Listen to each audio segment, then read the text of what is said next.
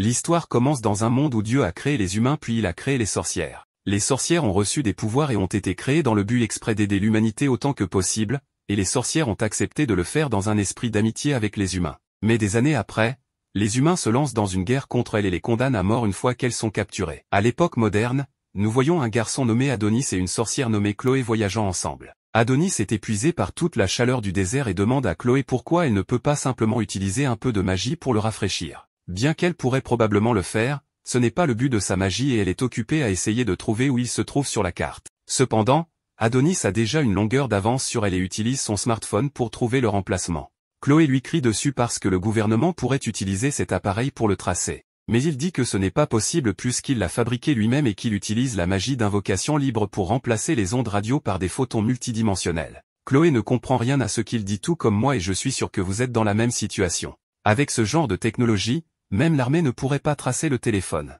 Il se moque alors de Chloé qui utilise des cartes en papier à l'ère moderne. Chloé n'apprécie pas beaucoup qu'Adonis la traite de stupide, alors elle lui donne une bonne tape sur la tête. Ensuite, elle dit à Adonis de se lever pour qu'ils puissent continuer leur voyage, mais bien qu'il ne soit pas contrarié par la tape, il se demande pourquoi ils doivent constamment fuir. Chloé garde un sourire joyeux sur son visage et dit que la raison est parce qu'elle est une sorcière et que le monde n'a pas beaucoup changé dans ses opinions depuis le XVe siècle. Donc les sorcières sont encore détestées par la plupart des gens et elles sont forcées de se fondre parmi les gens dans les villes, et de prendre la fuite quand elles sont découvertes. Elle dit que certains endroits tolèrent au moins les sorcières, et c'est là qu'ils se rendent. S'ils y arrivent, ils pourront peut-être retrouver la vie heureuse qu'ils avaient auparavant, et Adonis pourra aller à l'école. Cependant, il dit qu'il préférerait étudier sous Chloé, ce qui lui fait croire qu'il a un faible pour les femmes plus âgées. Adonis est étonné que Chloé puisse encore sourire ainsi malgré tout ce que le royaume de Rydia leur a fait subir. Il serait logique qu'elle déteste le royaume de toute son âme et consacre tout son temps à le détruire. Pourtant elle choisit de se cacher.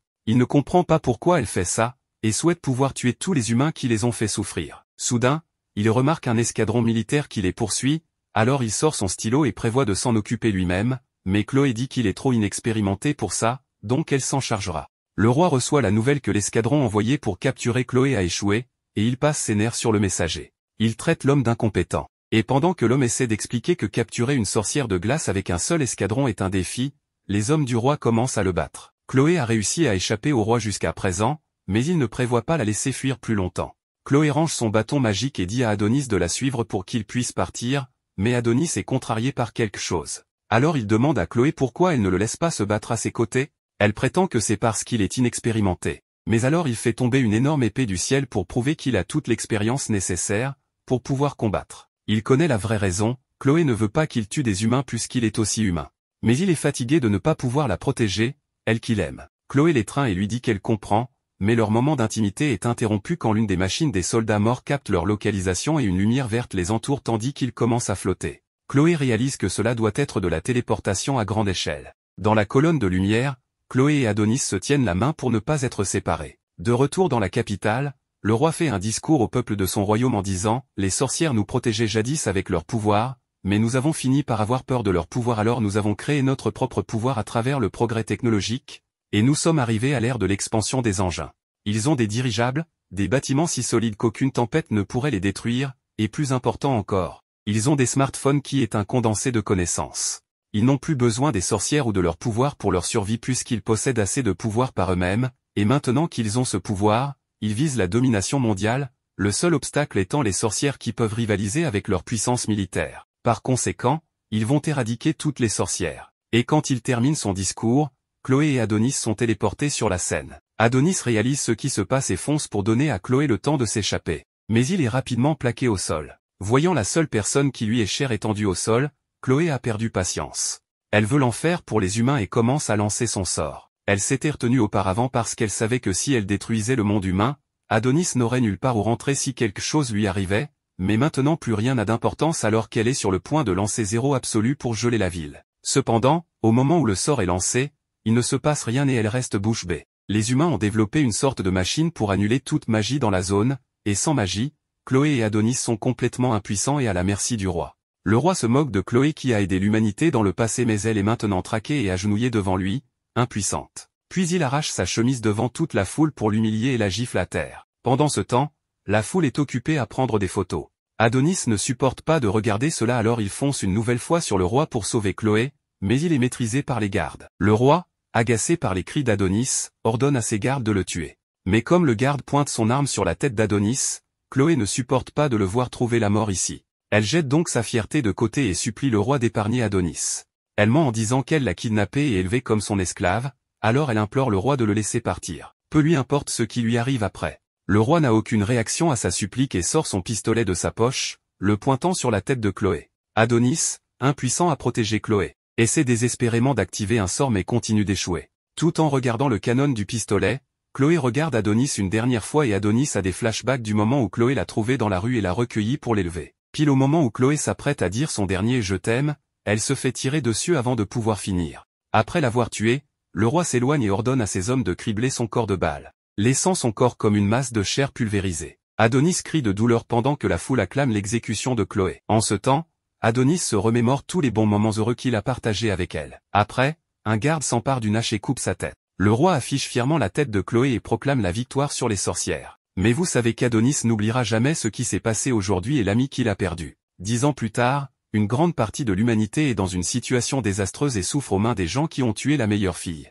Dans une cellule de détention, 2 femmes très mal nourries se battent pour un pain, prêtes à s'entretuer pour cela. Mais alors cette fille, qui arrive à garder un maquillage impeccable même en prison, offre son pain aux 2 autres pour arrêter la bagarre. Même si ça veut dire qu'elle n'aura pas de pain, elle a l'air très heureuse qu'elle ne se batte plus. Une des amies de Doroka, Anna, vient la voir et lui demande si elle ira bien puisqu'elle n'a rien mangé depuis un moment. Mais elle dit que tout va bien et qu'elle est pleine d'énergie. Anna dit à Doroka qu'elle est vraiment au grand cœur malgré l'état actuel du monde. Peu importe les progrès technologiques réalisés par le monde une fois qu'ils n'avaient plus de sorcières à menacer avec leurs armes, ils ont commencé à se menacer les uns les autres et une guerre sans fin a été menée dans le monde humain. On avait fait croire aux gens que le monde irait mieux une fois que toutes les sorcières auraient disparu, mais ce n'est définitivement pas mieux, et les voilà dans le pétrin. Doroka remarque qu'Anna est bouleversée. Alors elle essaie de la réconforter avec un petit spectacle de marionnettes. Même si elles ont été traînées ici après avoir perdu face au royaume, ça finira par s'arranger d'une manière ou d'une autre. Le spectacle de marionnettes parvient à remonter quelque peu le moral d'Anna, mais cette lumière s'éteint rapidement quand un garde arrive en criant pour que le numéro 218 se présente. Jusqu'à présent, 4 personnes ont été appelées ainsi, mais aucune n'est jamais revenue après avoir été appelée. Le garde continue d'appeler le 218, et à son horreur, Anna réalise que c'est elle le numéro 218, celle qu'ils appellent. Au tout dernier moment, Doroka échange son numéro avec celui d'Anna pour épargner à son ami le sort inconnu qui l'attend.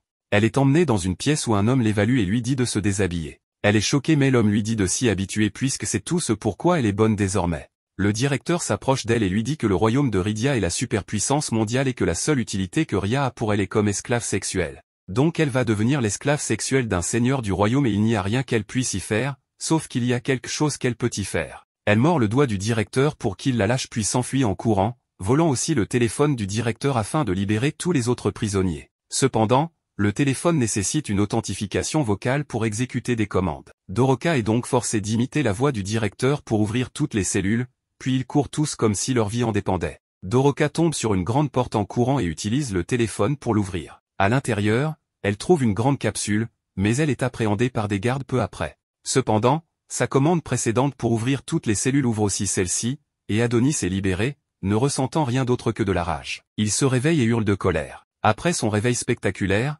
Adonis sort de sa prison et brise le reste de ses entraves. Les gardes décident de ne pas informer leur chef de la situation et tentent plutôt de le ramener dans sa cellule en l'attaquant conjointement. Adonis est proactif et se jette sur le premier garde, prenant sa matraque et le mettant hors d'état de nuire en le lui enfonçant dans la gorge. Il élimine le suivant en lui balançant un couteau qu'il a pris sur le premier en pleine tête. Avant que le troisième homme ne tire, il utilise une technique de combat rapproché et retourne l'arme contre le garde. En voyant Doroka, il se rapproche en pointant l'arme sur elle. Cependant, il tire sur ses chaînes, les libérant avant de partir discrètement. Entre-temps, une annonce est faite, informant tous les gardes de l'établissement que toutes les portes des cellules et les cloisons des couloirs des blocs 1 à 6 ont été ouvertes et que les prisonniers tentent de s'échapper. L'annonceur ordonne aux gardes de prendre des mesures de contre-attaque promptes, rappelant qu'il ne s'agit pas d'un exercice. Pendant cette période, la nouvelle de la situation atteint le secrétariat de la Sécurité nationale. Le secrétaire général Yamato appelle Aircore pour le mettre au courant des événements avant de lui ordonner de se rendre immédiatement sur place et de faire un rapport avec des informations plus précises.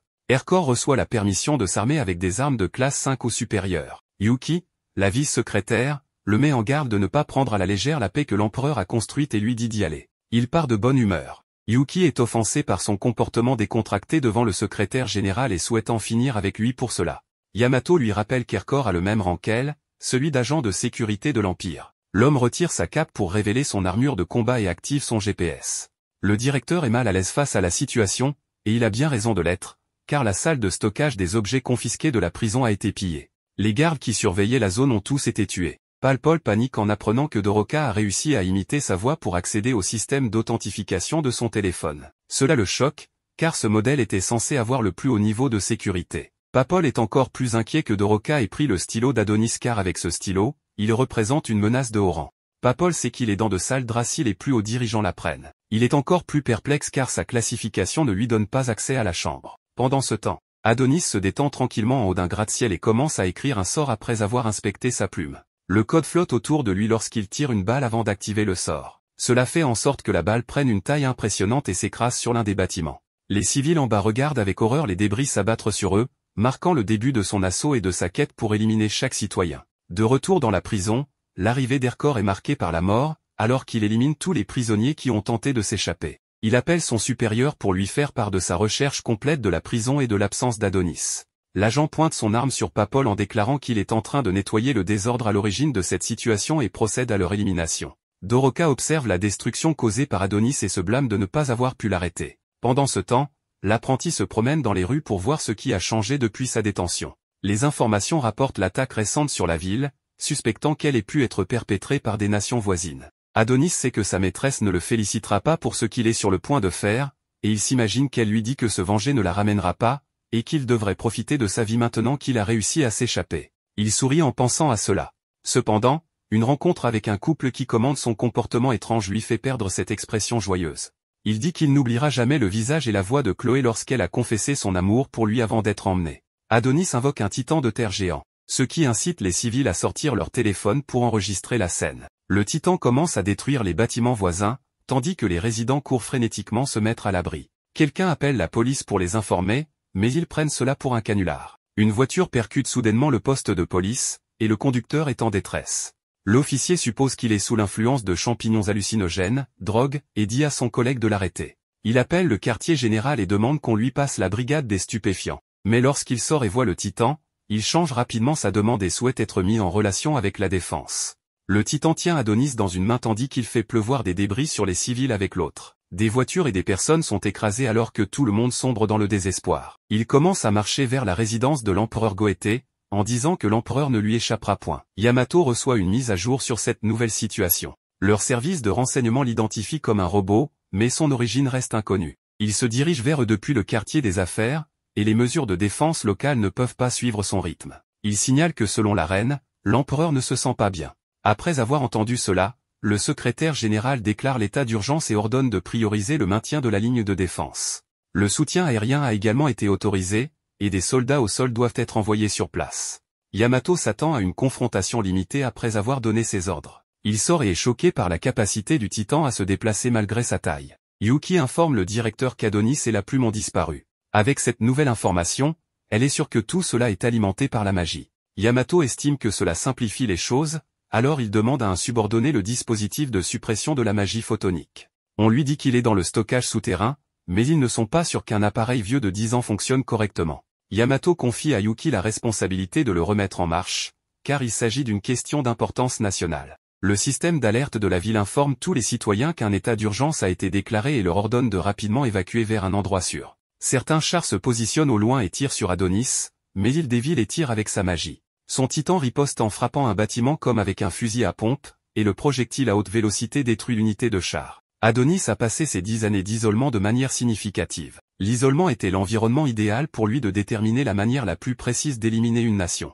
Pour utiliser des sorts, il faut saisir le processus du sort, le synthétiser et l'écrire en utilisant une plume spéciale. Cette maîtrise est presque impossible sans un excellent professeur. Aux yeux d'Adonis, il n'y a aucune distinction entre ceux qui étaient présents il y a 10 ans et ceux qui ne l'étaient pas. Si mettre fin à la vie de Chloé était pour un plus grand bien de l'humanité, alors tout le monde qui bénéficie de son sacrifice est tout aussi coupable. Il invoque 2 mitrailleuses et fait l'impensable en éliminant ceux qui tentent de fuir tout en affichant un sourire d'apaisement. Soudain, les larmes commencent à couler de ses yeux et il ne comprend pas ce qui lui arrive car il ne se sent toujours pas mieux. Pendant ce temps, Ercor le repère au loin alors il prévient Yamato. Celui-ci ordonne alors à toutes les unités de l'abattre sans hésiter. Aussitôt, les avions de chasse foncent sur lui et larguent des missiles sur le Titan projetant Adonis sur un bâtiment. Les civils se précipitent pour sortir de la zone bombardée. Doroka sauve un jeune garçon d'un écrasement alors qu'il tente de réanimer sa mère. Elle s'excuse auprès du garçon pour ce qui lui est arrivé et le confie à une vieille dame avant de partir arrêter Adonis.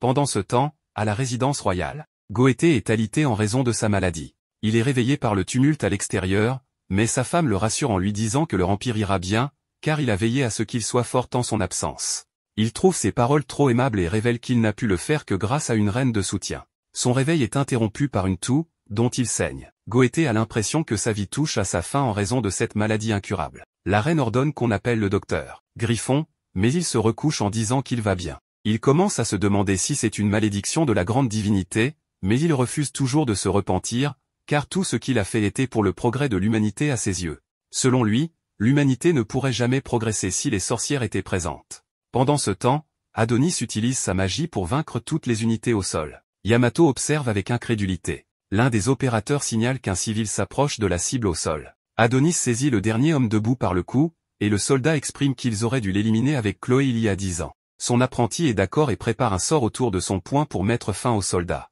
Doroka crie pour lui demander d'arrêter, et il la reconnaît. Elle le supplie de mettre fin à son massacre, car il a déjà pris de nombreuses vies innocentes, et la mort des innocents la perturbe. Entendre les mots innocents et citoyens dans la même phrase énerve Adonis. Il la regarde froidement et écrase le soldat qu'il tenait, l'envoyant au sol. Doroka le regarde, abasourdi par sa brutalité. Adonis rit à l'idée qu'ils sont innocents. Le fait qu'elle était captive d'une nation différente et qu'elle sympathise avec eux le fait envisager d'éliminer toute l'humanité. Il s'arrête en marchant vers elle lorsque Doroka prononce le nom de Chloé.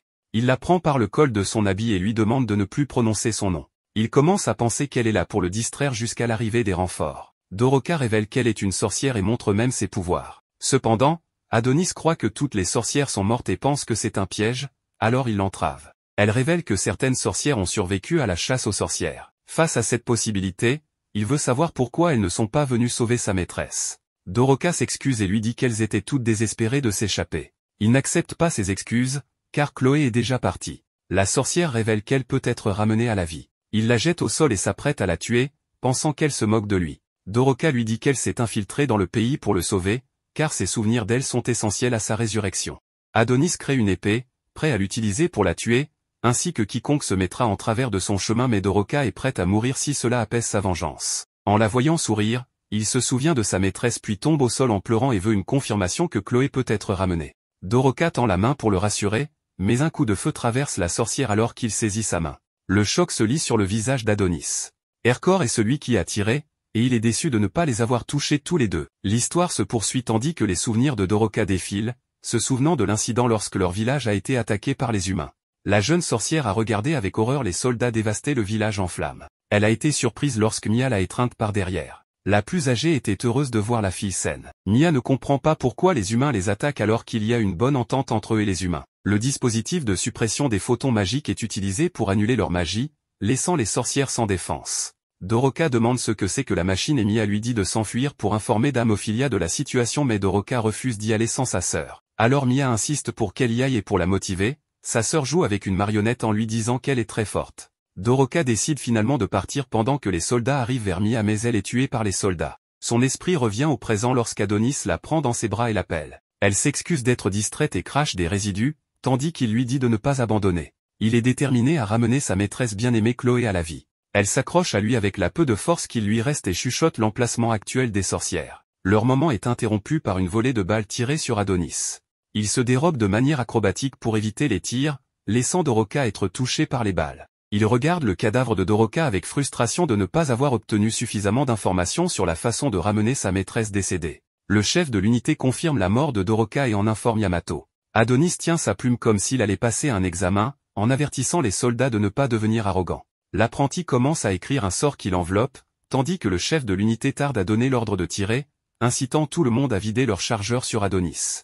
Il reste là avec un air suffisant, car sa magie le protège des balles. Yamato regarde depuis le quartier général, frustré que les efforts de ses troupes soient inefficaces. Il s'avère que la magie d'Adonis attrape les balles. La prochaine étape du sort s'active alors que les balles sont renvoyées. Il les maintient en place de la même manière que dans Matrix avant de les renvoyer rapidement. Les balles déchirent l'unité, les éliminant. Le chef de l'unité regarde avec horreur ses hommes tomber plus rapidement comme des mouches qui tombaient. L'angoisse sur son visage est palpable alors qu'Adonis s'approche de lui. Pendant ce temps, Ercor se prépare à tirer un autre coup de son fusil surdimensionné et le laisse partir dès qu'Adonis est dans sa ligne de mire. L'impact provoque un nuage de poussière qui remplit la zone, mais l'apprenti en ressort indemne. Il arrête le projectile avec sa magie et le transforme en un projectile encore plus gros, qu'il tire sur Ercor, mettant fin instantanément à sa vie. La balle géante traverse l'immeuble derrière, provoquant encore plus de destruction. Adonis les décrit comme des insectes impuissants et les réprimande pour avoir pensé qu'ils avaient une chance de battre la magie. Il ne peut pas croire qu'ils pensaient pouvoir vivre en paix après avoir éliminé Chloé.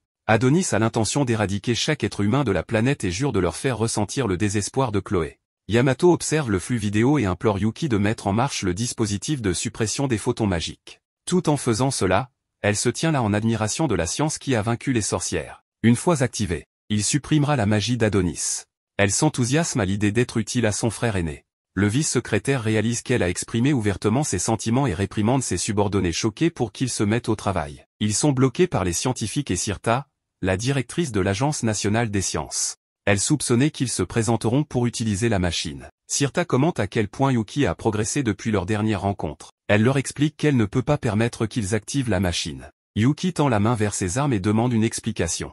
Yamato reçoit un appel de son vice, mais à sa grande surprise, Sirta est à l'appareil. Elle demande un moment pour parler. Elle lui fait savoir qu'ils ne peuvent pas activer la machine. Elle commence son explication en expliquant que la science est le travail de l'humanité qui éclaire le monde, mais il y a encore quelque chose qu'ils ne comprennent pas. Un exemple en est les particules émises par le dispositif de suppression des photons magiques, qui provoque une maladie de dysfonctionnement cellulaire humain développée par les soldats qui ont participé aux chasses aux sorcières il y a 10 ans. Sirta révèle que les particules libérées par l'appareil affectent le corps humain en exterminant les cellules. C'est la première fois que Yamato entend parler de cet effet secondaire. Sirta avoue qu'ils avaient cet effet secondaire mais que l'information était confidentielle. Malheureusement, il n'y a plus de sorcières pour restaurer l'environnement naturel. De plus, l'atmosphère qui aurait purifié ces rayons nocifs a disparu. La nature est tombée en disgrâce en raison des actions humaines. En conséquence, le corps humain sera détruit s'il est exposé à un grand nombre de particules provenant de la machine. La maladie de l'empereur est due au fait qu'il était également exposé au dispositif lorsque l'humanité combattait les sorcières. Pendant ce temps, Adonis fait face à l'unité suivante tout en laissant échapper un rire de méchant. Sirta remet le téléphone à Yuki et lui demande de partir, maintenant qu'ils connaissent la vérité. Elle refuse de prendre le téléphone et court activer la machine. En courant, elle explique qu'ils ne peuvent pas se permettre de se soucier de la maladie lorsque la menace de la magie est juste devant eux. Sirta ordonne à tous de battre en retraite pendant qu'elle poursuit le vice pour l'arrêter. Yuki active rapidement la machine, exprimant que c'est une question d'importance nationale. Le rire malicieux d'Adonis s'arrête brusquement lorsque sa plume est abattue de ses mains et que la magie est neutralisée. Le quartier général informe le secrétaire de la situation à l'emplacement de la machine. Sirta la désactive tout en tenant Yuki inconsciente, assurant à Yamato que sa petite sœur va bien, mais la réalité dit le contraire, car elles sont toutes les deux ensanglantées par l'exposition. Sirta lui dit de regarder Adonis sur son écran avant de lui dire que sans magie, leur ennemi est à leur merci. Sirta le pousse à réaliser qu'il devrait rapidement éliminer ceux qui nuisent à l'Empire, car après tout, ils sont le royaume indestructible. Yamato met fin à l'appel et ordonne à toutes les unités de charger Adonis. L'apprenti tente rapidement de récupérer sa plume alors qu'il se prépare à l'éliminer. Cependant, une soldate court dans la ligne de tir de son unité et réprimande Adonis pour avoir nui à leur nation. Le sommet d'un gratte-ciel tombe entre l'unité et elle, isolant la sorcière avec Adonis. Elle active son thermolame et insulte sa position en tant qu'apprenti sorcier avant de reculer pour porter le coup final. Adonis tourne le dos, prêt à mourir pour enfin rejoindre sa maîtresse. Sa tête est tranchée en un seul coup net. Pendant ce temps, ses collègues s'inquiètent pour elle alors qu'elle émerge de la fumée en tenant la tête d'Adonis. Elle informe que la mission est accomplie avant de la laisser tomber et de s'effondrer. Certains s'occupent d'elle tandis que d'autres crient leur victoire. Les célébrations atteignent le quartier général lorsqu'il confirme sa disparition. Yamato soupire de soulagement, car c'est enfin terminé. Le secrétaire félicite tout le monde pour avoir vaincu l'apprenti sorcier. Il leur rappelle de modérer leur célébration, car il y a encore du travail à faire. Ils doivent récupérer le corps d'Adonis et confirmer les dégâts dans chaque zone de la ville. Les unités doivent se joindre aux équipes de secours et aider les victimes. La femme qui a porté le coup final est montrée sur l'écran géant du quartier général. Yamato commente à quel point elle est jeune, et l'un de ses assistants note qu'elle est une nouvelle recrue. Le secrétaire arrête son assistant juste au moment où il allait obtenir des informations sur elle et lui ordonne plutôt d'aller voir ce qu'il en est de Sirta et Yuki. Les paroles de la directrice scientifique lui rappellent que leur nation est forte, et Sirta et Yuki sont emmenés sur des civières pour être soignés. Dans l'après-midi, l'empereur Goethe s'adresse aux masses tout en étant relié à de nombreuses machines et perfusions qui le maintiennent en vie. Il reconnaît que les arts occultes sont restés dans le monde parce qu'ils ont décidé de retenir l'apprenti sorcier, Adonis, en raison de sa nature humaine. Cependant, les conséquences de cette décision ont été dévastatrices pour leur royaume. Après toutes ces années, ils n'ont toujours pas réussi à déterminer comment ils pouvaient utiliser la magie en tant qu'humains. Goété est irrité de s'être permis de laisser le garçon vivre. Il rappelle à tous que Rydia est le summum du monde, avec sa science avancée et ses troupes de fer. Il encourage les citoyens à laisser brûler les flammes de la fierté dans leur cœur pour le simple fait d'être nés humains dans l'empire de Rydia. La mort d'Adonis marque la fin de l'ancien monde, et il déclare leur nation comme l'autorité ultime. Eri met en pause la vidéo alors qu'elle la regarde sur son téléphone. L'enseignant reconnaît que certains de leurs étudiants ont perdu la vie dans l'incident. Il est compatissant, mais leur rappelle que les examens nationaux commencent le lendemain, alors ils doivent rester concentrés. Cette dernière annonce marque la fin de l'heure de l'étude. L'un des étudiants veut savoir pourquoi Adonis s'est rangé du côté des sorcières alors qu'il est humain.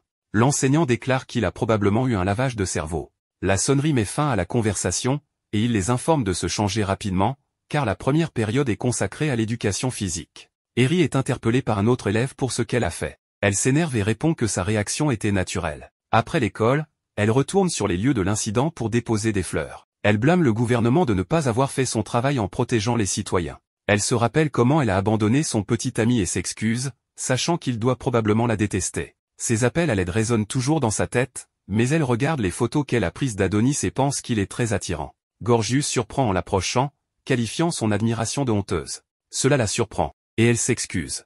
Eri remarque qu'il travaille pour le gouvernement et tente rapidement de supprimer les photos, mais il l'arrête et lui assure qu'il ne dira rien si elle ne les montre à personne. Le chef Gorgius lui rappelle qu'Adonis est un criminel odieux qui a causé cette catastrophe. La fille s'excuse rapidement et part. Il l'épie et appelle Charmy pour informer les autorités compétentes qu'Eri a été influencée par Adonis et qu'elle devrait être arrêtée. Il suppose qu'elle sera soit exécutée, soit emprisonnée pour trahison. Il reçoit un rapport indiquant que les dernières vérifications autour de la zone ont été effectuées et demande à Charmy de lui réserver un accueil chaleureux à son arrivée. Il s'avère que le chef Gorgius est le directeur adjoint de l'Agence nationale du renseignement. Charmy se plaint car il ne signera pas sa demande de transfert. Elle en a assez d'être surchargée de travail et harcelée par lui. Elle change de sujet pour parler des résultats de l'analyse effectuée sur le corps d'Adonis. L'enquêteur en chef confirme que le corps est un faux. En même temps, l'apprenti ouvre les yeux à un endroit inconnu. Nous voyons ensuite Adonis allongé sur un lit d'hôpital, luttant contre des sorcières inconnues qui le maintiennent. Les sorcières surveillent ses signes vitaux pendant qu'il est inconscient.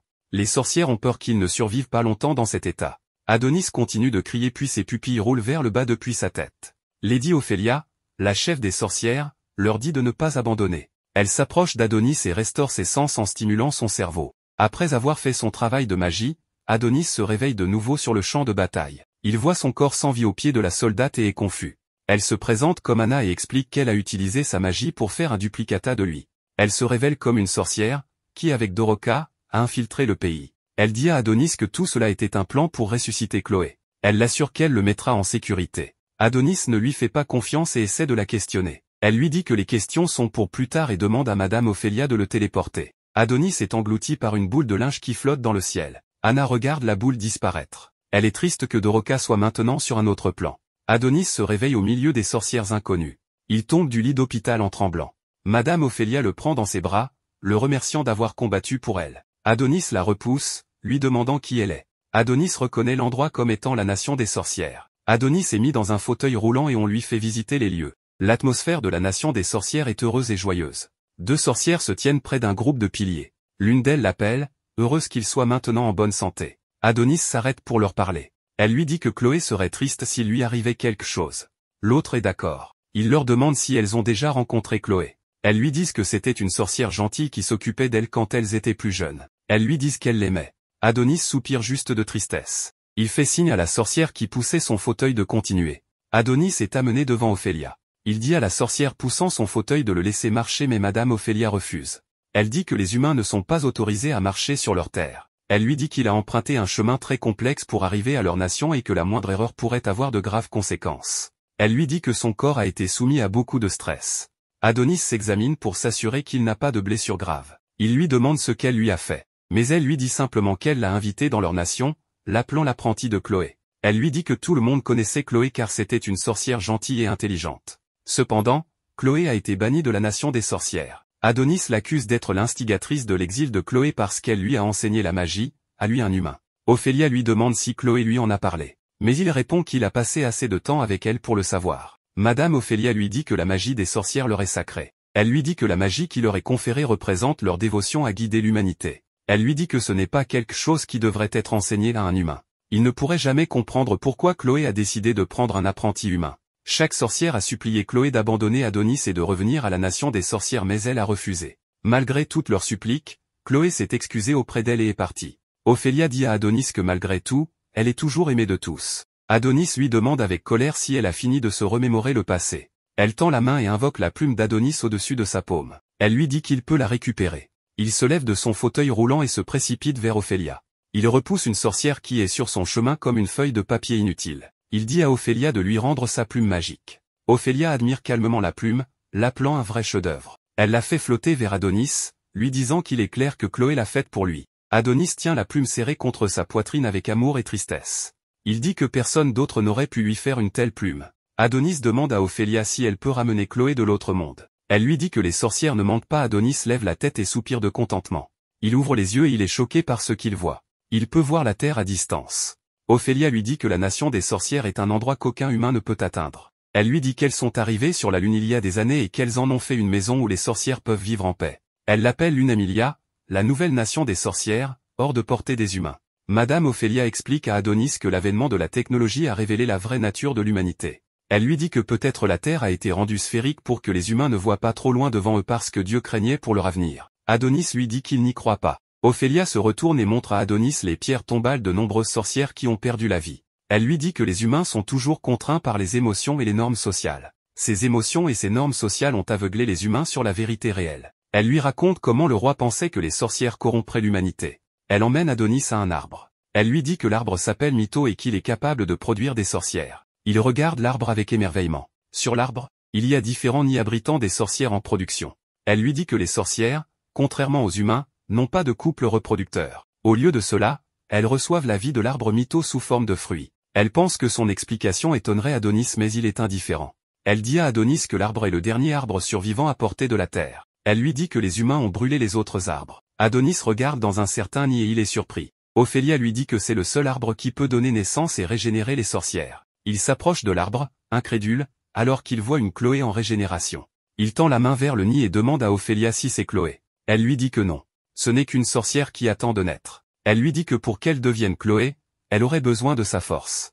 Adonis ne comprend pas ce qu'elle veut dire. Elle dit à Adonis que la magie est l'acte de donner une forme physique dans le monde matériel aux pensées. Elle lui dit que la magie d'invocation écrite qu'il utilise peut être utilisée pour donner forme à n'importe quoi, selon ses capacités. Elle lui dit que sa magie est suffisante pour tout rendre possible. Elle dit à Adonis qu'il pourrait sceller tous ses souvenirs dans le fruit sorcier et la faire devenir Chloé. Elle lui dit qu'il est la clé de la résurrection de Chloé. Adonis a l'air déterminé et Ophélia commence à s'éloigner de l'arbre. Elle dit à Adonis de la prévenir quand il sera prêt à commencer la cérémonie. Elle s'éloigne, laissant Adonis debout seul devant l'arbre. Adonis s'allonge dans l'herbe et réfléchit à son choix. Il n'arrive pas à croire que sa magie ressuscitera Chloé. À ce moment, Anna apparaît devant lui. Elle lui demande s'il n'a rien à lui dire. Adonis lui demande condescendant si elle s'attend à des remerciements de sa part. Elle lui dit qu'il ne peut pas être sérieux. Avec des larmes coulant sur ses joues, elle lui dit que Doroka a donné sa vie pour lui. Adonis lui dit que ce n'est pas son problème puisque c'est elle qui a planifié son évasion. Anna est en colère par sa remarque, mais il s'éloigne. Anna l'appelle,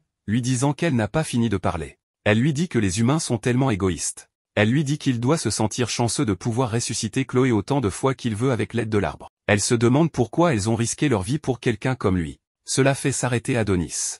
Il se retourne et lui dit avec colère qu'elles l'ont sauvé pour qu'il puisse ramener Chloé, pour qu'elle puisse l'utiliser. Elle lui demande ce qu'il entend mais il lui dit de ne pas faire l'idiote. Il se souvient des derniers mots de Doroka alors qu'elle était dans ses bras. Elle lui a dit que la nation des sorcières prévoyait d'utiliser Chloé. Adonis dit à Anna que les sorcières pouvaient vivre dans un environnement hostile aux humains. Il lui dit qu'elles n'avaient pas besoin de construire le dôme, mais qu'elles l'ont construit pour garder les humains à l'intérieur. Il lui dit comment les sorcières prévoient d'enlever des humains avec leur magie, et leur enseigner la magie écrite pour qu'ils puissent se battre. Il lui dit qu'étant donné que les sorcières sont proches de l'extinction, elles ont besoin d'une nouvelle source de soldats. Il lui dit que c'est uniquement parce que Chloé fabrique des plumes, que les sorcières veulent qu'elle soit ressuscitée. Anna est encore plus surprise. Elle saisit son épaule et lui demande ce qu'il va faire. Elle lui demande de les aider, pour que la mort de Doroka ne soit pas vaine. Adonis lui dit qu'il ressuscitera Chloé mais que tout ce qui se passera ensuite dépendra de Chloé. Il lui dit que si Chloé n'approuve pas ce qu'elles font, alors elles deviendront son ennemie. Plus tard dans la journée, Ophélia et les sorcières commencent la cérémonie. Adonis s'approche de l'arbre et utilise sa magie pour lancer un sort d'invocation de sa mémoire. La magie est absorbée par la sorcière fruitière non née. Adonis se souvient du moment où Chloé lui enseignait Falulu, la constellation des sorcières. Il s'ennuyait de ses enseignements car il les avait entendus encore et encore. Il lui montre d'autres constellations qu'elle lui a apprises. Elle est impressionnée qu'il ait pu mémoriser les constellations. Elle pense qu'il est un prodige de la magie et qu'elle doit être une sorte de déesse pour être son enseignante. Il pointe une constellation appelée la constellation d'Adonis et accuse Chloé de l'avoir inventée. Chloé ne semble pas s'en souvenir et ils commencent tous les deux à se disputer. Adonis sort de son souvenir. Il chérissait le temps passé avec Chloé, le trouvant comme un rêve comparé à sa réalité actuelle. Il se souvient quand Chloé laissait toujours ses vêtements traîner dans la maison. Chloé se lave et lui demande de laisser les vêtements par terre. Adonis regarde à travers le rideau pour voir Chloé avec différentes ecchymoses sur le corps. Chloé lui dit de ne pas espionner. Il lui dit qu'il est inquiet à cause de la durée de son bain. Il lui dit qu'il va monter la garde. Il presse Chloé de prendre rapidement son bain avant que leurs poursuivants les rattrapent. Chloé le remercie de rester avec elle alors que des larmes coulent sur ses joues. Elle lui dit qu'elle ne peut pas vivre seule. Adonis est ému par sa déclaration. De retour au présent, Adonis admet qu'il ne peut pas vivre seul non plus. Le fruit sorcier continue d'absorber sa magie. Adonis professe son amour pour elle, et la voix de Chloé le remercie. Le fruit s'illumine, éclairant les champs. Toutes les sorcières regardent le fruit, pleines d'espoir. Le fruit finit par s'ouvrir et commence à révéler sa nouvelle forme. Mais au lieu de Chloé, c'est Doroka qui en sort. Les choses continuent, et il est révélé qu'Adonis a décidé de ne pas ramener Chloé à la vie car il ne voulait pas qu'elle ressente à nouveau la même chose. L'apprenti est d'avis que sa maîtresse n'a pas sa place dans ce genre de monde. Il se rappelle la douleur qu'elle a traversée une dernière fois. Adonis jette un autre sort, ce qui fait réaliser à Ophélia qu'il a réécrit le sortilège rituel. Anna regarde, incrédule, Doroka émerger du cocon à la place de Chloé. L'apprenti la récupère de façon théâtrale, la poussant à ouvrir les yeux. Il lui dit qu'il ne voulait pas laisser sa dette impayée. Elle est confuse mais réalise bientôt qu'ils sont à l'Unamia. Il regarde autour de lui et se souvient d'Ophélia et des autres sorcières. Elle se demande ce qu'elle fait de retour à la maison, alors que la dernière chose dont elle se rappelle est de s'être fait tirer dessus sur terre. Elle remarque qu'elle est sous sa forme naturelle et s'échappe rapidement de ses mains, embarrassée. Elle lui témoigne du respect et commence à s'excuser auprès d'Adonis de lui avoir montré quelque chose d'aussi sale et disgracieux. Doroka le supplie même d'effacer cela de sa mémoire. Elle ne sait pas que ce gars est le Chad ultime, donc il n'est pas ému par une telle vision. Il lui jette simplement un au-dessus en lui ordonnant de se taire et de le mettre. Il explique qu'elle l'a sauvé à Rydia, donc maintenant ils sont quittes. Elle demande immédiatement des nouvelles de l'endroit où se trouve Chloé. Ophélia interrompt, demandant à Adonis comment il a pu faire une telle chose. La sorcière en chef explique qu'elles font tout leur possible pour l'aider. Elles risquent leur vie pour le sauver et soigner ses blessures. Elle souligne même qu'elles ont garanti sa sécurité et ont essayé de ramener Chloé d'entre les morts. Ophélia est juste confuse quant à la façon dont il peut ruiner tous leurs efforts. Les autres commencent à douter qu'il aimait vraiment sa maîtresse, étant donné qu'il n'est qu'un humain. Certaines se demandent même s'il a abandonné Chloé en faveur de Doroka. Ophélia demande calmement à celle-ci si elle a mis des idées dans la tête d'Adonis. Elle bafouille en essayant de répondre. L'apprenti intervient, ordonnant aux sorcières de fermer leur gueule. Il leur annonce sans détour qu'il ne ressuscitera pas Chloé et que cette décision a été prise par lui seul. Ophélia rit de ses commentaires et veut savoir devant qui il fait son intéressant. Son rire se transforme en un regard hostile quand elle l'appelle un simple humain. Son attaque est interrompue quand un phénomène se produit. Elle se demande ce que ça peut bien être. Puis la réalisation se fait jour en elle quand elle comprend. Elle se tourne vers Adonis, lui demandant s'il a fait quelque chose. Il s'excuse et révèle qu'il a été emprisonné à long terme et qu'on lui a implanté une puce qui le traque. Il leur montre la puce, puis l'écrase en informant les sorcières qu'il traquera lui-même les humains, donc elles devraient rester à l'écart. Il écrase la puce et la jette vers l'arbre. Elle est conçue pour exploser quand on la manipule. L'explosion détruit l'arbre. Ophélia regarde, dévastée, mytho, l'arbre de vie est brûlé. Le transport des humains est terminé, marqué par l'interruption de Yamato qui exprime sa surprise qu'il reste un arbre. Le directeur a une combinaison de combat blanche et fait son rapport au QG que le transfert a été un succès. En retour, on l'informe que l'analyse de l'installation non identifiée est terminée, donc ils peuvent retirer leur masque de protection faciale. La première unité fait également son apparition et encercle les sorcières et Adonis. Yamato les décrit comme des rats dans une grotte. L'apprenti est un peu offensé par sa déclaration, révélant que c'est lui qui les a invités à l'Unamia en premier lieu. Adonis le corrige, l'appelant le cimetière des humains.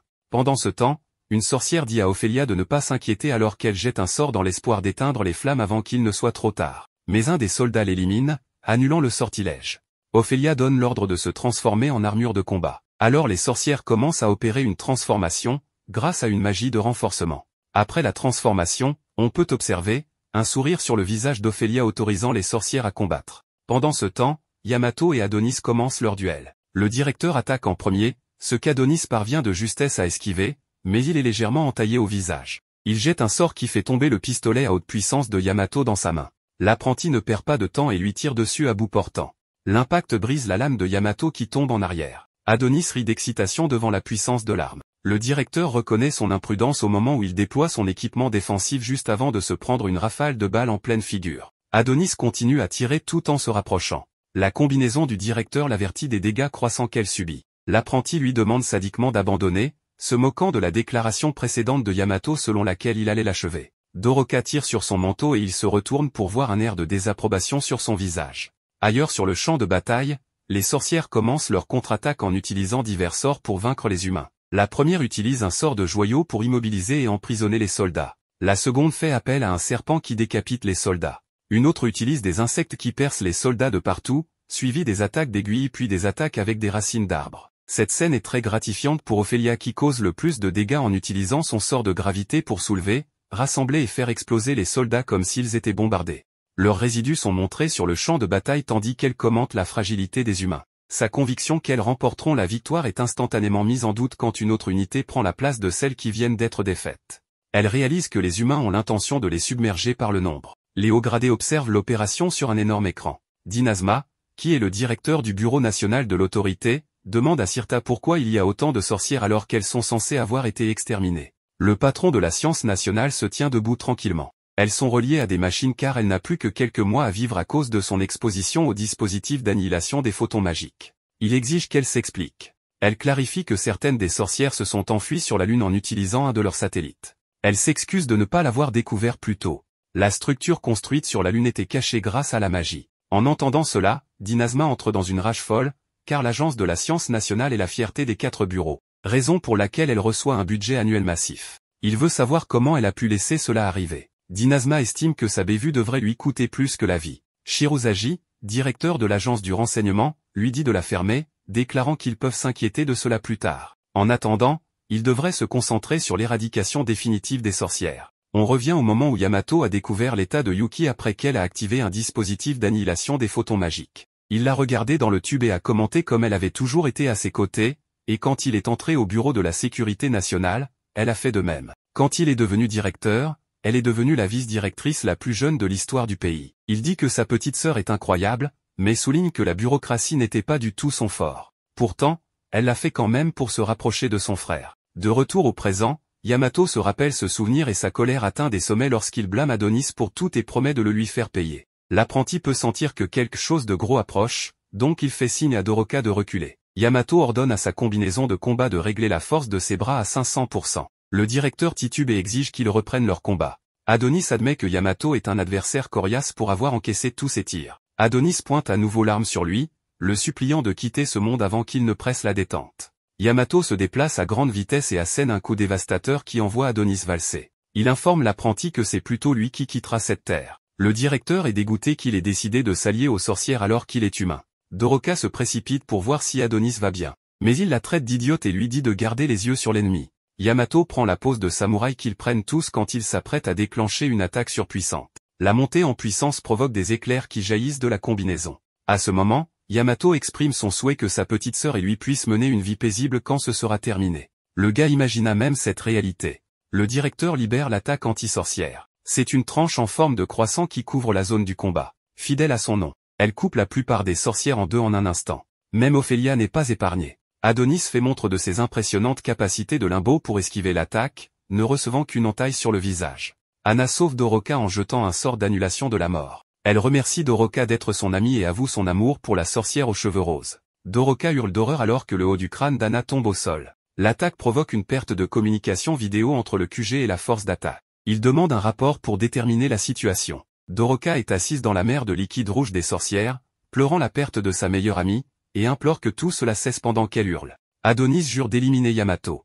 Celui-ci ignore la menace et fait son rapport au QG, annonçant qu'ils ont neutralisé avec succès les sorcières et que l'apprenti est le seul qu'il reste à traiter. Adonis devient sérieux, retirant son manteau. Il jette un sort qui équipe une armure métallique et attaque, mais Yamato bloque. Le directeur contre-attaque avec une vague tranchante, mais l'apprenti esquive et assène un puissant coup qui brise la lame de Yamato pour de bon cette fois, frappant le directeur à la poitrine. Adonis laisse échapper un sourire sinistre en voyant qu'il a fait des dégâts, et tente un autre coup de poing, mais Yamato bloque avec son autre main. Le souffle provoque des dommages internes. Il ordonne à sa combinaison de réparer les zones endommagées. Elle régénère également sa lame brisée qu'il utilise pour attaquer, mais l'apprenti bloque juste à temps. Les sorcières restantes regardent avec désespoir. Dans son dernier souffle, Ophélia leur dit de ne pas abandonner. L'autre commente que le mytho a brûlé complètement, comme c'était le dernier en existence, donc aucune nouvelle sorcière ne naîtra, ce qui signifie que leur extinction est presque certaine. L'une d'elles réitère ce qu'Ophélia a dit et ajoute même qu'elles ne peuvent plus se permettre de perdre d'autres sorcières.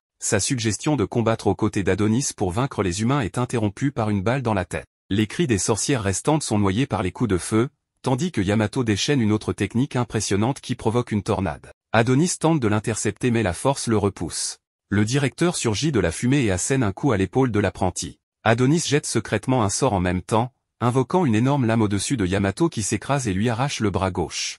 Mais il ordonne à sa combinaison d'arrêter le saignement. L'apprenti remarque qu'il a le même regard de vengeance dans les yeux. Le directeur déclare qu'Adonis est trop dangereux donc il doit mourir. Il se prépare à porter le coup fatal quand on passe à l'agence de la science nationale qui tente désespérément de rétablir une image visuelle. Ils parviennent à capter un signal et voient Yamato blessé. Il transmet un message à ses collègues à la surface, annonçant qu'ils ont remporté la victoire. Sirta a l'air surpris quand il leur ordonne d'avertir le roi immédiatement que toutes les sorcières sur la Lune ont été anéanties. Les gens sur Terre acclament la nouvelle. Mais sur la Lune la tête de Yamato semble tenue par quelqu'un. Mais pour mieux comprendre, revenons un instant en arrière où le capitaine Yamato a failli trancher la tête de Adonis.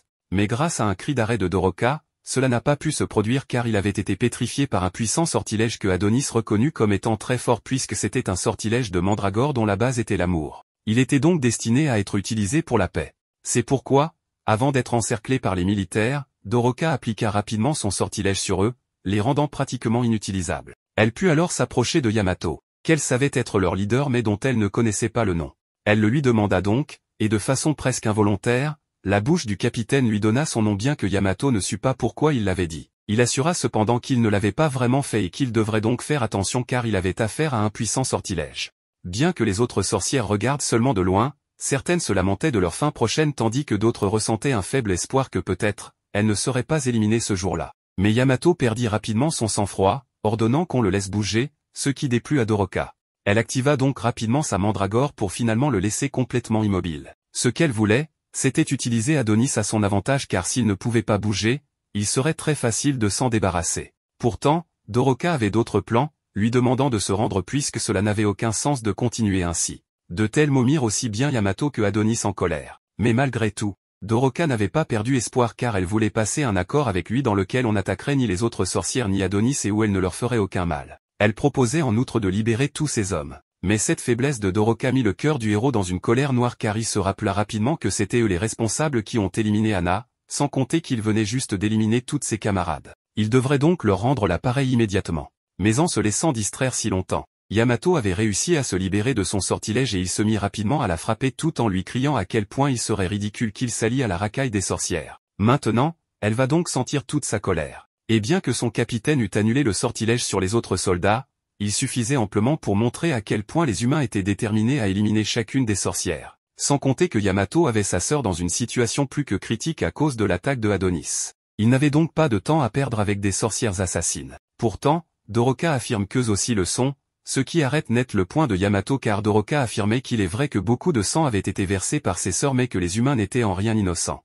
Même après avoir éliminé la majorité des sorcières et avoir acquis beaucoup de technologies avancées, ils étaient presque au bord de l'extinction. Pourtant, même à ce moment-là, ils avaient décidé de venir massacrer des sorcières. Cela dit, Doroka montra à nouveau sa bienveillance en lui demandant d'arrêter de se battre dans un combat sans sens.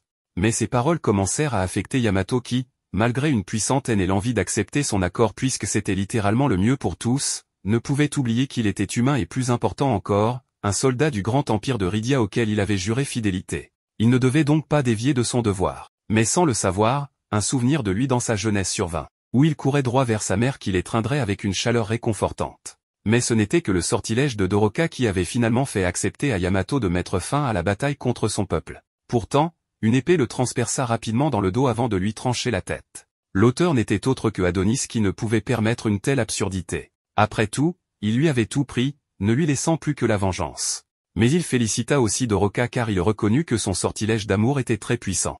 Celle-ci voulait cependant une explication puisqu'elle avait réussi à faire accepter ses conditions au capitaine mais Adonis ne s'en souciait pas. Il lui offrit plutôt de s'unir à lui pour qu'ensemble, ils utilisent leur pouvoir et éliminent l'humanité qui leur avait fait tant de mal. Mais dans un changement de scène, nous voyons la capitale de Rydia, où, au palais royal, l'empereur Goété parlait sérieusement avec un messager car il n'avait pas de nouvelles de son invasion des sorcières qu'il ne permettrait en aucun cas de laisser vivre. Mais le messager, pour calmer la situation, affirmait que son capitaine ainsi que ses meilleurs soldats avaient été envoyés au combat. Il n'avait donc rien à craindre. Pourtant, Goété voulait plus d'informations. Bien que son messager lui demande patience car ils avaient temporairement perdu la connexion avec toutes les troupes spéciales. Et pour empirer les choses, l'épouse de l'empereur demanda si le jeune sorcier qui les avait attaqués se trouvait actuellement à se battre contre eux. En apprenant que c'était vrai, l'empereur commença rapidement à devenir fou, demandant même qu'il brûle la lune s'il le faut mais qu'il ne laisserait aucune sorcière en vie. Après tout, il est responsable de leur évolution, le créateur du nouveau monde et il ne laissera personne le lui enlever,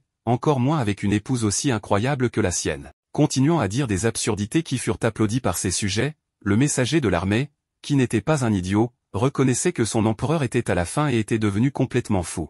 Cela se confirma en voyant sa majesté avoir une attitude très étrange envers son épouse, se comportant pratiquement comme un bébé. Il comprit donc rapidement que cette femme était une sorcière qui utilisait un très puissant sortilège d'amour. Mais Goété était dans un excellent endroit et moment pour la sorcière qui lui ordonna de mettre fin à ses jours car c'était une bonne nuit pour le faire. Et à cause du puissant sortilège, Goété alla directement le faire, chantant une chanson dans la nuit. Alors que le messager demandait ce qui se passait, Goété assura que rien n'allait de travers pendant qu'il allait droit à sa perte, grimpant sur les rebords du royaume d'où il prévoyait de sauter. Il en profita que son messager le verrait et que tout resterait sans suite. Goété ordonna d'ailleurs à ce dernier de ne pas s'approcher car il en avait assez fait pour eux, en exterminant les sorcières, leur apportant la technologie et créant pratiquement un grand avenir pour tous.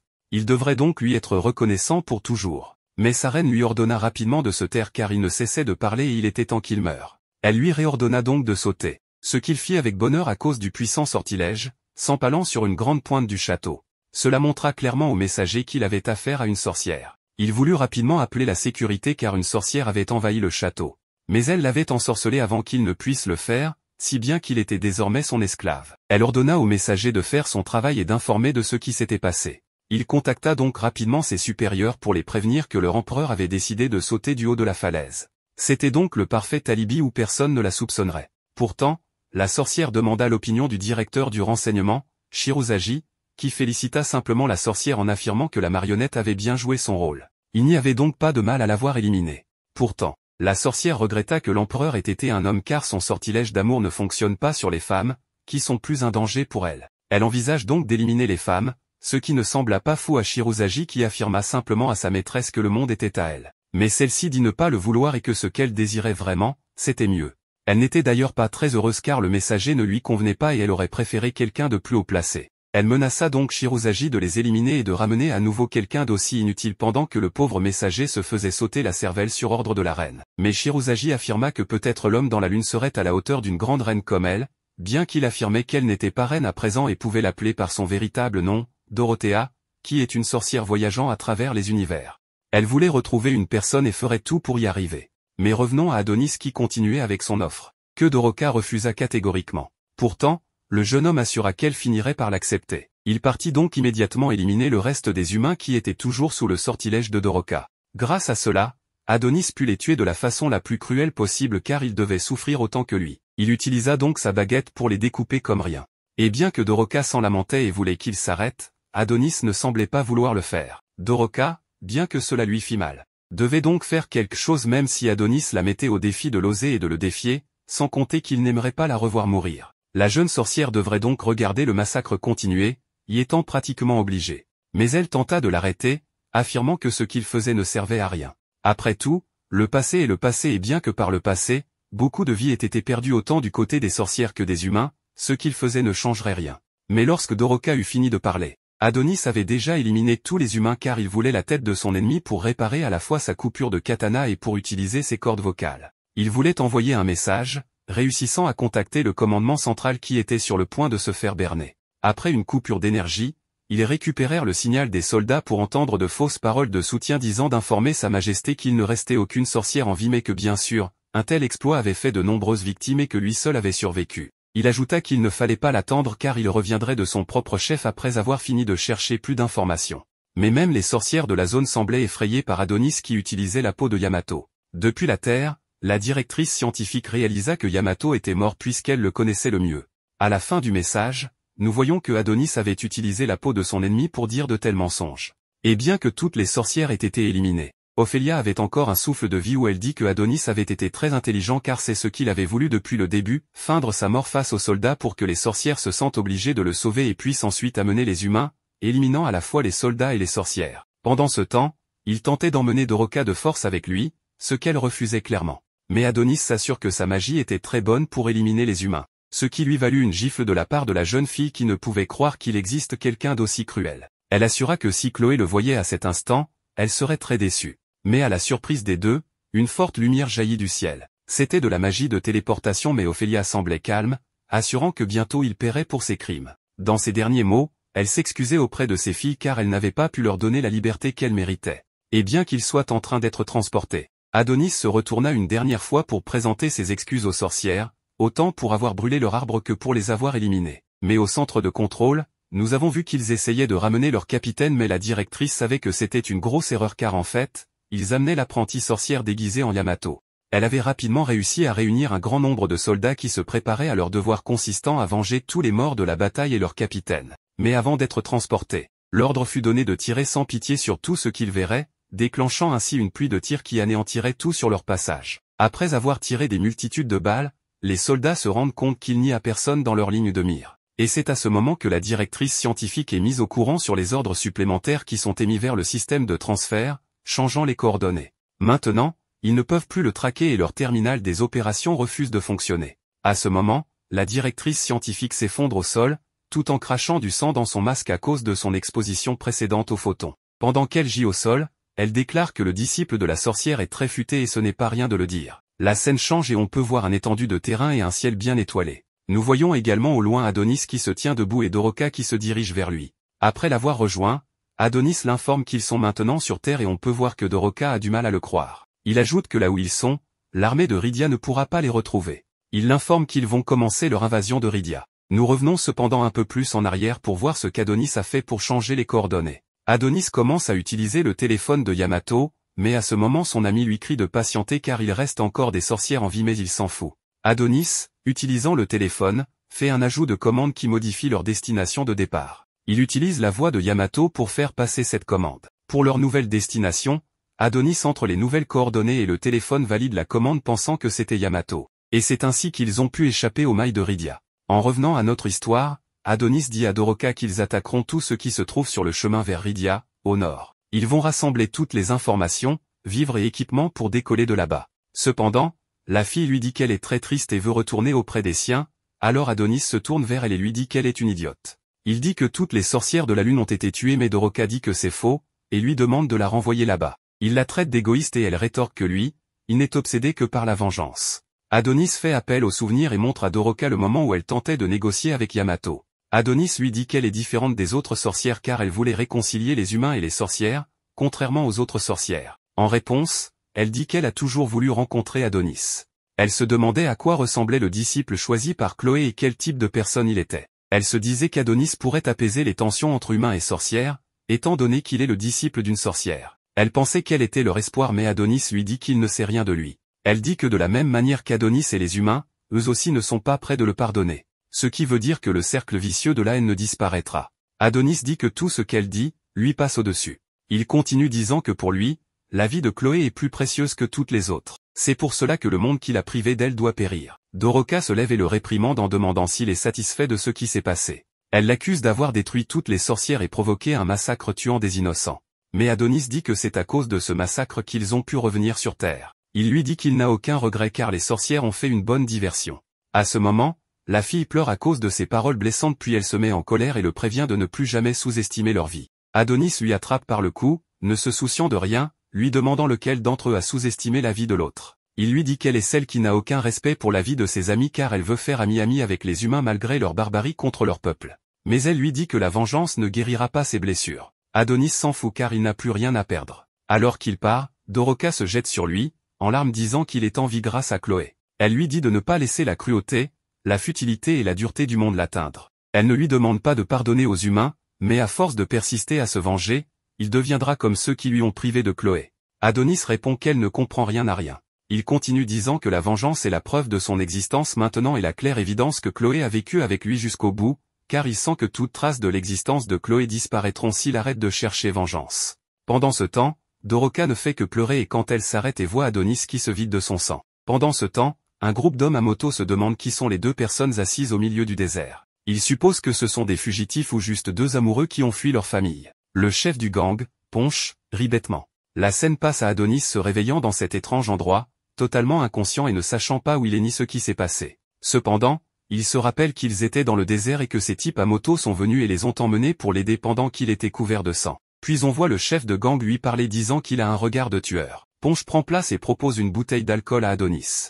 Quand Adonis le regarde, il réalise que la personne est un pollué et il lui dit qu'il ne veut pas boire cet alcool, disant que c'est de la pisse. Ponch, le chef de gang, rit d'Adonis disant qu'il est marrant pour avoir traité son alcool de pisse. Puis il se présente comme le chef de cet endroit. En voyant la gueule du chef, il sait en même temps qu'ils ne sont pas aux ordres de Rydia. Adonis s'enquiert de la fille, celle aux cheveux roses, et Ponch lui demande si c'est sa gonzesse. Ponch lui dit qu'elle est une fille très gentille qui s'est occupée de lui un moment mais que ses gars l'ont emmenée. Soudain, Adonis change de visage, prenant un air menaçant, c'est alors que Ponch dit à Adonis de venir avec lui. Une fois dehors, Ponch présente l'endroit comme le plateau désolé, un paysage modelé par la révolution industrielle. Ponch dit que l'endroit renferme des étrangers, des réfugiés et des esclaves échappés de Rydia. Laissés pour compte de la technologie, ils se sont retrouvés et sont devenus des pollués.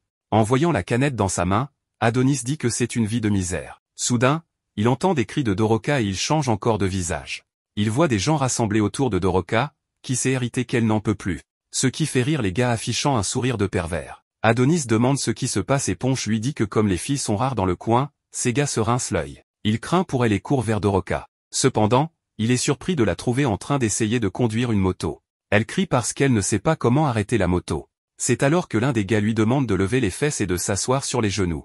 Adonis lui demande ce qu'elle fait, ce qui la distrait et elle tombe de la moto. Elle se lève et lui offre des cadeaux pour s'excuser de ne pas avoir remarqué sa blessure mais Adonis les jette. C'est alors que Ponch annonce une gueuleton qui aura pour le soir, ce qui réjouit les gars. Plus tard dans la nuit, on peut voir les pollués se faire la fête et Doroka qui leur sert à boire. Un vieux s'adresse à Doroka en complimentant son charisme et sa beauté. Soudain, le vieux se transforme en tireur d'élite qui reluque Doroka avec ses lunettes de tir. Alors que le vieux fonce pour peloter la poitrine de Doroka, elle l'esquive. Pendant ce temps, Adonis est assis tranquille dans son coin observant. C'est alors que leurs regards se croisent et Doroka peut bien voir qu'il est en colère. Certains pollués pensaient qu'ils étaient en couple mais Doroka dit que ce n'est pas le cas. Ils demandent alors ce qu'ils font ensemble et Doroka dit qu'ils ont décidé de faire le tour du monde. Elle rajoute que le désert est magnifique ce qui fait éclater les pollués de rire. Les pollués affirment alors que Doroka est très drôle. Soudain, tous les motards tombent dans les vapes, ce qui surprend Doroka qui demande ce qui leur arrive. Adonis s'approche d'elle disant que c'est en négligeant ce qu'on ingère, qu'on devient pollué. Elle demande alors à Adonis s'il les a empoisonnés. Adonis nie les avoir empoisonnés mais admet avoir utilisé un sort magique pour modifier la composition de l'alcool pour en faire un somnifère. Il lui demande si elle n'a pas remarqué le sortilège et elle dit non. Doroka fait remarquer à Adonis qu'elle est un peu sotte et se réjouit qu'aucun des polluants ne soit mort. Soudain, Adonis sort un flingue et Doroka fait barrage en lui disant de ne pas faire de bêtises. Elle exprime son admiration pour les gens qui les ont aidés dans le désert et les ont soignés puis Adonis lui dit et alors ? Puis elle lui dit qu'ils leur doivent la vie. Adonis la met en garde sur les conséquences de la miséricorde mais elle lui demande ce qu'il prévoit de faire. Adonis fonce sur elle et la rassure qu'il ne les tuera pas car ils sont des parias et ne méritent pas de mourir. Il la regarde et dit que comme il s'y attendait, elle est une fille faible et qu'il n'a plus besoin d'elle puis il part. Elle l'appelle en lui demandant pourquoi il la quitte. Il répond que s'il était à la place de Doroka, il ne pourrait pas rire avec légèreté et encore moins s'amuser avec des gens comme ces pollués. Il se tourne vers elle disant qu'ils sont fondamentalement différents alors ils ne pourront pas s'entendre. Doroka insiste qu'il doit prétendre et interagir avec les humains pour ne pas révéler son identité de sorcière. Et si elle rit, c'est pour sauver les apparences. Elle dit qu'elle rit et pour autant, elle n'oublie pas ce qui s'est passé. Mais Adonis lui dit qu'ils sont incompatibles et lui dit de ne pas devenir comme lui puis il part. Le lendemain, elle continue de pleurer seule jusqu'à ce que de petits dinosaures viennent la réconforter. Ensuite, le géant Ponch vient la voir et demande si Adonis l'a abandonnée. Elle précise qu'il n'a jamais été son amant et Ponch est déçu en disant qu'il est clair qu'il est déçu car même avant de quitter, il ne l'a pas remercié pour ce qu'elle a fait pour lui. Et il se demande comment quiconque pourrait abandonner une fille seule dans un endroit comme celui-ci. Il lui dit même qu'il vaut mieux qu'elle l'ait quitté car il ne le mérite pas du tout. Elle n'est pas d'accord, disant qu'Adonis est une personne très gentille. Plus tard, on voit Adonis marchant seul dans le désert, contemplant les paroles de Doroka sur la vengeance et le meurtre qui ne changent jamais rien, ainsi que du moment où Doroka l'avait sauvé. Durant son voyage, il sent quelqu'un le suivre et reconnaît les motards du désert. Il se demande si les effets de la drogue étaient trop faibles et déclare qu'il n'épargnera personne qui l'approche. Il se prépare à lancer un puissant sortilège pour les tuer. De retour avec Ponch et Doroka, Ponch dit à Doroka qu'Adonis est le disciple de la sorcière, ce qui surprend Doroka, qui lui dit qu'il fait erreur. Ponch continue en disant qu'il l'a déjà croisé et dit qu'il n'oubliera jamais ce jour. Alors qu'il était sur le point de clamser, là, il a vu de la neige scintillante et la sorcière de glace. Il dit que si quelqu'un est prêt à se mettre le monde à dos par amour, c'est qu'il a connu le vrai bonheur. Il dit à Doroka qu'il a peut-être raison, en lui demandant si la vengeance est vraiment une bonne chose. Il dit aussi que tout est relatif, que l'on préfère jouer les aveugles. Ponch dit qu'Adonis a choisi la vengeance même s'il doit mourir et demande à Doroka ce qu'elle compte faire. Doroka exprime ses ressentis, déclarant qu'elle ne veut la mort de personne, alors elle veut sauver Adonis. Ponch lui demande alors pourquoi Doroka perd son temps. Elle décide de se joindre à Adonis dans son aventure et fonce sur lui avec la moto, ce qui surprend Adonis, qui l'esquive de justesse. Adonis se lève et lui demande ce qui ne va pas dans sa tête. Elle dit qu'elle fera de son mieux pour ne pas être un boulet pour lui et dit qu'elle va l'accompagner. Elle dit que tout compte fait, Adonis aura besoin de lui car seul le voyage sera dangereux. Adonis se demande pourquoi elle continue sa course. Malgré tout, sa présence a l'air de réjouir Adonis, qui la trouve saoulante. Puis elle demande comment arrêter la moto et Adonis lui dit d'utiliser les freins et le levier. Pendant ce temps, Ponch les observe au loin assis sur des tas de ferraille. Ailleurs, nous voyons que des tonnes de gens se sont rassemblés pour le nouveau couronnement impérial. Oz veille sur la ville et il est content de voir à quel point c'est paisible. Dans le stade, le 23e empereur de l'Empire Rydia est loué pour tous ses succès. Outre une moustache impeccable, il a aussi été responsable des progrès rapides de la civilisation humaine. Ces gars ont des trains futuristes et des téléphones portables grâce à lui, si bien qu'ils n'ont plus besoin du pouvoir des sorcières. Leur puissance scientifique et militaire assure la dignité de l'humanité. L'empereur Goethe était très intelligent mais malheureusement pas assez intelligent pour éviter la mort. La nation a été agitée sans son leader intrépide, mais cela se termine maintenant alors qu'il se prépare à accueillir le nouveau monarque de la nation. Un compte à rebours commence et tout le monde attend avec impatience de voir leur nouveau leader. Le compte à rebours se termine et tout le monde acclame Sa Majesté la Reine Dorothea. Toute la scène est assez étrange alors que tout le monde lui crie dessus et qu'elle fait de son mieux pour imiter une star de la K-pop. Sa performance est diffusée partout et nous voyons que Dorothea utilise son sort d'amour et sur tous les fans de K-pop qui la regardent. Dorothea devient très populaire sur tous les forums d'internet et les mecs ont des problèmes avec leurs petites amies. Au milieu de la performance, Dorothea dit à tous ses nouveaux fans adorateurs qu'elle les aime tous. Ailleurs, nous voyons que la diffusion a même atteint les régions les plus éloignées. Un type la regarde sur son téléphone couvert avec une pochette en forme de dragon et il souligne l'ironie de la situation. Dorothea est une sorcière et maintenant la monarque de l'humanité. Elle a exterminé les siens en utilisant la science que les humains ont développée tout en gouvernant le monde en tant que reine. Pendant ce temps, nous voyons que des gens se font trancher la tête et Theta ne semble pas content de ce qui se passe. Le gars au téléphone de dragon se demande ce que le monde est en train de devenir et réalise seulement maintenant que la sorcière connue sous le nom de Dorothea est encore plus folle que prévu. Nous voyons ensuite pourquoi Theta était si bouleversée, alors que sa tête est ajoutée à un tas de têtes. À proximité, Dorothea termine sa performance de K-pop et des particules émergent de la foule. Ces particules convergent vers sa tête pour former sa couronne et le stade explose en applaudissements pour leur nouveau leader. Pendant ce temps, dans les terres désolées, Shirozagi est très heureux pour Dorothea. Cependant, son nez se met à saigner car il est contrarié que ce soit un peu comme quand une amie d'enfance devient très populaire à l'école. Shirozagi a une mission à accomplir mais il souligne à quel point Adonis est intelligent. Il a cassé l'appareil qu'il avait pris à Yamato, si bien que Shirozagi ne peut pas l'utiliser pour le tracer. Shirozagi décide qu'il devra trouver le garçon de la manière difficile et fait apparaître un tas de mains robotiques utiles. Nous voyons qu'Adonis est avec Doroka et entendons que Shirozagi l'appelle étrangement, le garçon aimé de la déesse. Adonis se demande ce que Doroka prévoit de faire puisqu'elle refuse d'arrêter de chercher vengeance. Doroka ne peut pas s'empêcher d'essayer de changer le cœur rempli de rage de notre garçon et fait une suggestion. Elle souligne qu'il y a de gentils humains comme Monsieur Ponch et son équipage, donc elle aimerait qu'Adonis envisage de ne pas se battre contre des gens comme eux.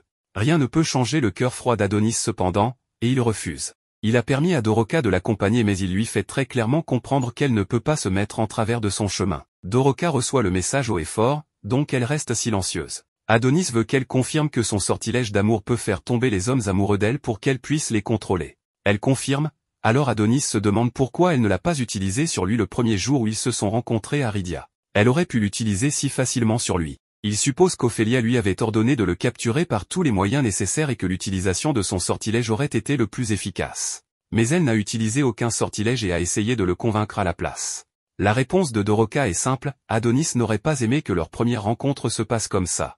Notre garçon conduit dramatiquement sa moto hors d'une falaise mais ils ne subissent miraculeusement aucun dommage et il pense à quel point elle a raison, leur première rencontre aurait vraiment été nulle. L'eau de la flaque se transforme mystérieusement en petite créature féerique et Doroka tend la main pour toucher les petits monstres. Ils arrivent dans un endroit qui a l'air abandonné, appelé Sandland. L'endroit est en ruine donc Doroka suppose qu'il n'y a personne. Adonis dit à Doroka de rester là pendant qu'il va regarder aux alentours mais elle ne veut pas être laissée seule. Adonis remarque seulement maintenant qu'elle a un sac blanc et elle explique que Monsieur Ponche lui a donné quelques affaires essentielles typiques à emporter pour du camping, y compris une tente de bonhomme de neige. Doroka pense que c'est plutôt sympa mais notre garçon a des choses à faire. L'endroit a vraiment l'air abandonné et Doroka se demande s'il y a des fantômes. Adonis détermine qu'il n'y a aucun signe de combat même s'il y a des vitres cassées partout et il se demande pourquoi il n'y a personne. Le poste de police est aussi le plus gros bâtiment de la ville, donc Adonis espère qu'ils pourront y trouver des informations. Doroka panique au premier signe d'une souris mais Adonis n'est pas amusé. Elle s'excuse mais se rend instantanément ridicule en continuant à paniquer en tombant à travers le plancher. C'est la cerise sur le gâteau et elle s'excuse encore. Adonis la prévient qu'il la laissera derrière si elle continue à faire trop de bruit et ils parviennent finalement à monter au niveau supérieur vivant. À ce moment, une sorte d'hologramme leur demande s'ils ont besoin d'aide mais Doroka, bien sûr, panique encore car elle pense que c'est un fantôme. Adonis souligne que c'est un hologramme mais Doroka dit qu'elle n'a jamais entendu parler de cette personne appelée Monsieur Hologramme. Adonis doit expliquer à cette fille désemparée qu'il s'agit juste d'une image tridimensionnelle et ils avancent. Elle s'excuse auprès de l'hologramme sans raison mais doit se dépêcher car Adonis est déjà en train de la laisser derrière. Il continue à explorer mais ne trouve vraiment rien d'intéressant. Ils finissent par trouver des cellules de prison et Adonis souligne qu'ils ont tous deux de mauvais souvenirs avec les prisons. Adonis s'arrête net car il entend quelque chose et dit à la patate aux cheveux roses de se taire. Un gars semble chanter et jouer de la guitare. C'est une chanson d'amour terriblement triste et Adonis découvre qu'il y a un homme dans l'une des cellules. Doroka essaie d'attirer son attention mais c'est inutile. Adonis semble assez déçu par son effort, donc la patate réessaie mais cette fois en ajoutant un peu de basse dans sa voix. Le prisonnier rockstar sursaute, choqué de voir que des inconnus sont venus le voir. Il ne devrait y avoir plus personne dans la ville mais Doroka explique qu'ils sont simplement des voyageurs de passage. Le pauvre gars a failli avoir une crise cardiaque donc Doroka doit s'excuser pour la énième fois durant cet épisode. Le gars se demande ce qu'ils font là, n'arrivant pas à croire qu'ils visitent simplement des ruines abandonnées. Adonis souligne qu'il est encore plus étrange que ce gars soit ici tout seul mais comme un SDF shooté à l'héroïne, dit qu'il n'a pas le choix car il est prisonnier. C'est une raison assez valable mais nous pouvons voir qu'il semble y avoir une autre personne dans la cellule avec lui. Doroka se demande pourquoi et Adonis s'en va simplement mais il explique qu'ils n'ont rien à faire là et que cet endroit le dégoûte. Le SDF soldé est amusé par la déclaration d'Adonis car c'est ce que tout le monde a dit quand ils ont quitté la ville. Tout a commencé après l'expansion de l'équipement. Il dit que les humains ne pouvaient pas vivre de vies aussi démodées maintenant que les sorcières avaient été anéanties. Tout le monde a fait ses valises avec tous ses grands fantasmes et est parti aussi loin que possible de cet endroit. Il souligne que dans cette ère, les gens suivent juste celui qui élève la voix en premier. Adonis ne semble pas vraiment écouter et se demande juste s'il y a une métropole à proximité. Une ville appelée Mamuta est à 70 km, donc Doroka s'excuse encore une fois et ils partent. Doroka s'inquiète que le gars va mourir de faim donc elle pense qu'il devrait le libérer de prison. Adonis dit que ce ne sont pas leurs affaires mais Doroka semble avoir oublié qu'elle n'est pas censée se mettre en travers du chemin de notre garçon. Elle veut au moins donner un peu de leur nourriture aux prisonniers mais Adonis demande si la cellule était même verrouillée. Adonis a compris la vérité mais il ne la dit pas à Doroka. Il dit juste que le couple marié dans la cellule n'a pas besoin de nourriture, ce dont ils ont besoin, c'est la paix et le calme. Doroka n'avait aucune idée qu'il y avait une autre personne dans la cellule et nous voyons que la femme de l'homme est déjà décédée. Ce pauvre gars a clairement perdu la tête alors qu'il rassure sa femme que les étrangers sont partis et il se met à sangloter. Tristement, il dit à l'amour de sa vie que toutes les personnes qui l'ont accusé d'être une sorcière et qui l'ont enfermé dans cette cellule sont parties. Il prend son aimé dans ses bras et lui dit que dorénavant, ils seront ensemble pour toujours. Il s'excuse de n'avoir pas pu la protéger et nous voyons que Doroka semble avoir finalement compris. Adonis détermine que cette ville n'a besoin de place que pour les deux prisonniers, donc il est temps pour eux de commencer à se diriger vers Mamuta.